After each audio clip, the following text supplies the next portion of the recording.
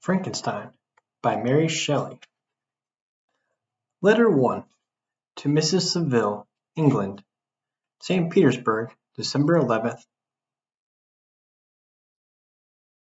You will rejoice to hear that no disaster has accompanied the commencement of an enterprise which you have regarded with such evil forebodings.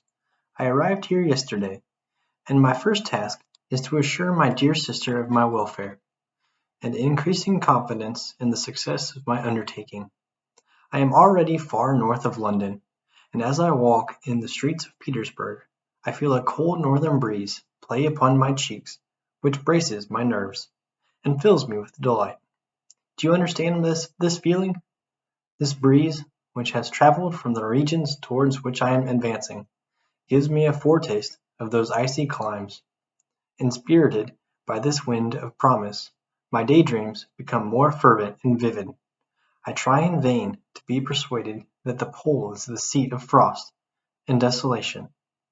It ever presents itself to my imagination as the region of beauty and delight. There, Margaret, the sun is for ever visible, its broad disk just skirting the horizon, and diffusing a perpetual splendor. There, for with your leave, my sister, I will put some trust in preceding navigators. There snow and frost are banished, and sailing over a calm sea, we may be wafted to a land surpassing in wonders and in beauty every region hitherto discovered on the habitable globe. Its productions and features may be without example, as the phenomena of the heavenly bodies undoubtedly are in those undiscovered solitudes.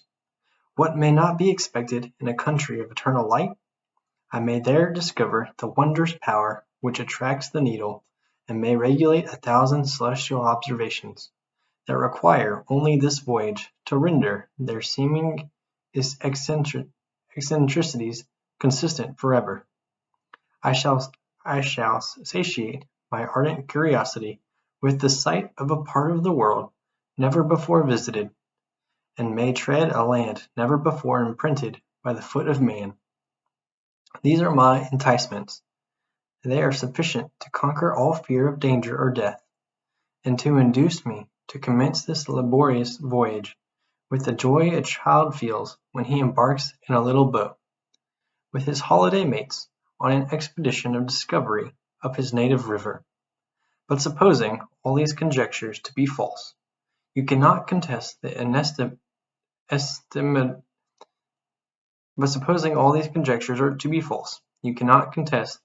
inestimable benefit which I shall confer on all mankind to the last generation, by discovering a passage near the pole to those countries, to reach which at present so many months are requisite, or by ascertaining the secret of the magnet, which, if at all possible, can only be effected by an undertaking such as mine.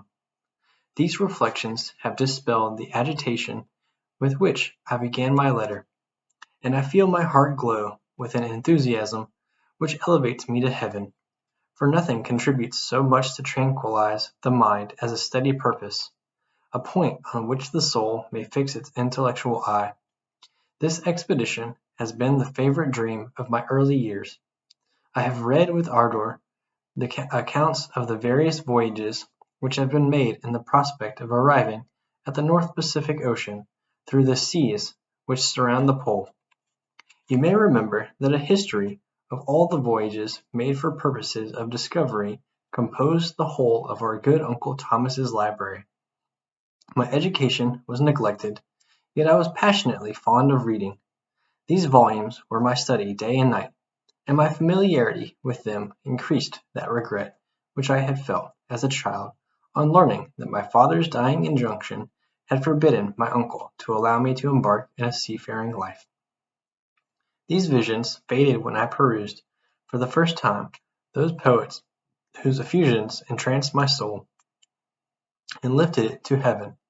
I also became a poet, and for 1 year lived in a paradise of my own creation. I imagined that I also might obtain a niche in the temple where the names of Homer and Shakespeare are consecrated. You are well acquainted with my failure, and how heavily I bore the disappointment. But just at that time I inherited the fortune of my cousin, and my thoughts were turned into the channel of their earlier bent. 6 years have passed since I resolved on my present undertaking. I can even now remember the hour from which I dedicated myself to this great enterprise. I commenced by inuring my body to hardship. I accompanied the whale fishers on several expeditions to the North Sea. I voluntarily endured cold, famine, thirst, and want of sleep.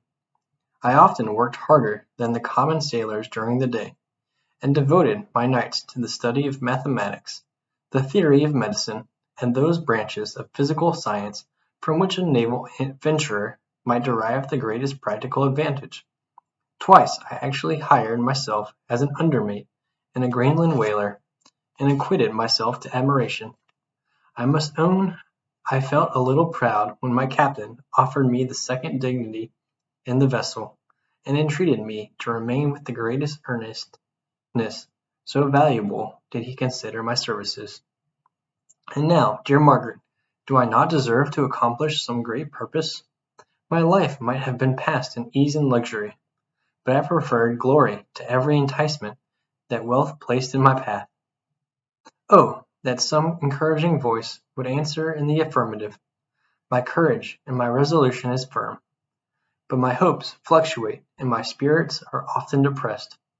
I am about to proceed on a long and difficult voyage, the emergencies of which will demand all my fortitude. I am required not only to raise the spirits of others, but sometimes to sustain my own when theirs are failing.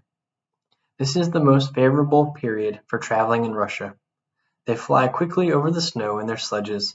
The motion is pleasant, and in my opinion, far more agreeable than that of an English stage-coach. The cold is not excessive, if you are wrapped in furs, a dress which I have already adopted, for there is a great difference between walking the deck and remaining seated motionless for hours.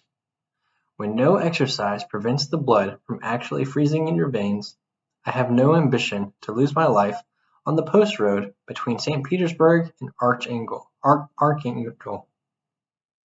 I shall depart for the latter town in a fortnight or 3 weeks, and my intention is to hire a ship there, which can easily be done by paying the insurance for the owner, and to engage as many sailors as I think necessary among those who are accustomed to the whale fishing.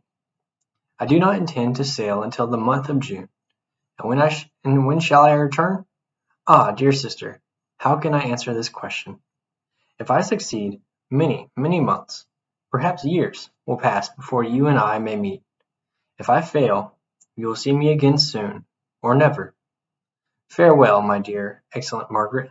Heaven shower down blessings on you, and save me, that I may again and again testify my gratitude for all your love and kindness. Your affectionate brother, R. Walton.